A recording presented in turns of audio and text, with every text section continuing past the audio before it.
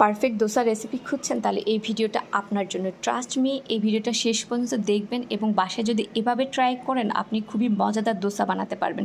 Hello everyone, welcome to my channel. আজকে আপনাদেরকে homemade একটা ফুড রেসিপি শেয়ার করব, সেটা হচ্ছে দোসা রেসিপি। চলুন যাওয়া যাক। প্রথমে আমি 2 কাপ সুজি নিয়েছি, সুজিটা ব্লেন্ডারে ছেড়ে দিলাম এবং সেই সাথে 1 কাপ বেসন নিয়েছি, চিনি দিলাম, একটু লবণ দিলাম এবং কাঁচামরিচ, আদা আর টক দই দিয়ে দিলাম। সেই সাথে একটু পানি দিয়ে মিশ্রণটা ব্লেন্ড করে নেব। ব্লেন্ড হয়ে গেল, দেখতেই পাচ্ছেন কীরকম হয়েছে। আপনারা যদি হুবহু এভাবে ট্রাই করেন দেখবেন যে খুব পারফেক্টভাবে আমার মতো করে আপনারা এটা বাসায় বানিয়ে খেতে পারবেন। আর এটা একটা আলাদা পাত্রে ঢেলে নিলাম, ঢেলে নিয়ে এই ব্লেন্ডারটা ধুয়ে একটু পানি অ্যাড করে দিলাম, যেহেতু একটু ঘন হয়েছে। সো 15 থেকে 20 মিনিটের জন্য রেস্টে রেখে দেয়। আর এদিকে এটার সাথে খাওয়ার জন্য যে চাটনিটা আছে সেটা বানাবো। প্রথমে নারিকেল কোড়া নিয়েছি, সেই সাথে টক দই দিলাম, একটু লবণ দিলাম, একটু চিনি দিলাম, আদা বাটা দিলাম, 2টা কাঁচামরিচ দিলাম, ধনিয়া পাতা দিলাম এবং সেই সাথে একটু নারিকেলের পানি অ্যাড করে দিলাম। এই তো হয়ে গেল।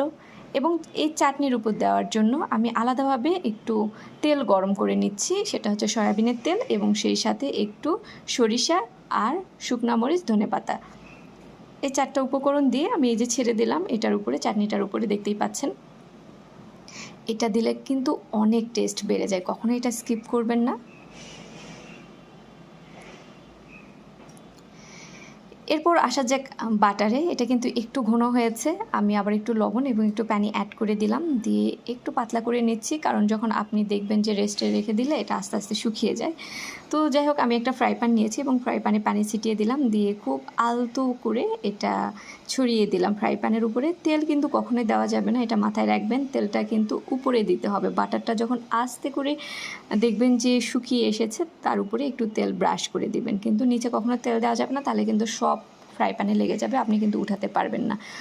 দেখুন না কত সুন্দর হয়েছে। একটা দোসা যদি আপনি বাইরে কিনে খেতে যান আপনাকে মিনিমাম 80 থেকে 90 টাকা স্পেন্ড করতে হয়, কিন্তু আপনারা দেখলেন বাসাতে কিন্তু খুব বেশি ইনগ্রিডিয়েন্টসের দরকার হয় না, খুব সামান্য ইনগ্রিডিয়েন্টস দিয়ে এই মজাদার রেসিপিটা তৈরি করতে পারবেন আপনার পরিবারের জন্য। আপনার ছোট যদি বাচ্চা থাকে তাদের টিফিনের জন্য এটা কিন্তু খুবই পারফেক্ট এবং হেলদি একটা রেসিপি।